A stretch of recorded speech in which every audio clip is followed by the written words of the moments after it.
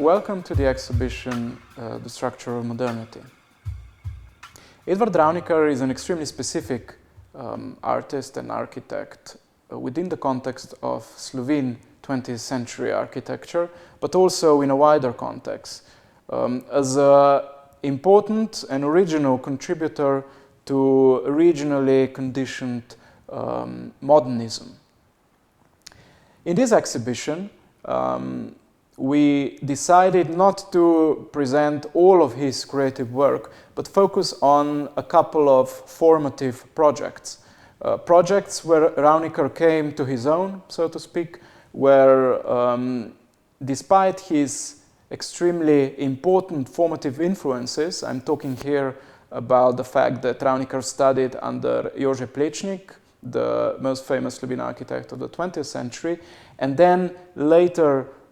went to Paris, where he worked with Le Corbusier for half a year. But despite this, Ravnikar always fought against succumbing to the creative influence of either of these great architects, forming his own view of architecture, of modernist architecture, but never as a dogmatic modernist project of international style, rather as a creative chance of pushing the question of what architects should do in the 20th century to its limits. The tree of architecture behind me is a sort of a creative expression of Ravnikar's self-conscious project that includes doubt and pushing the projects beyond its boundaries, always questioning, always doubting, always experimenting, always forming an open project that can evolve still further. This tree has many branches, and this tree includes classical tasks of architecture, like building of houses, as well as less classical tasks, which includes graphic design, industrial design, the question of how to teach students, and above all, how to design modern cities for better living in the 20th century.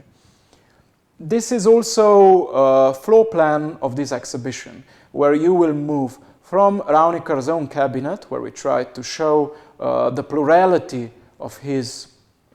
approaches to design space, and the plurality of his personal interests that condition his personal poetics of architecture.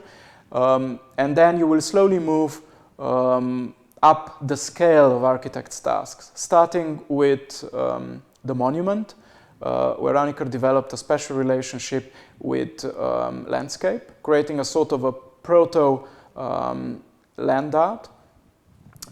moving through the public houses that he built, the public structures, and finishing in the room devoted to his urban projects, both realized and unrealized. Throughout the exhibition, we're trying to draw attention to the way how Ravnikar was working, how he developed projects, how he pushed this creative doubt to its limits. We are not so much interested in what the buildings that were realized are like now, but above all in the methodology,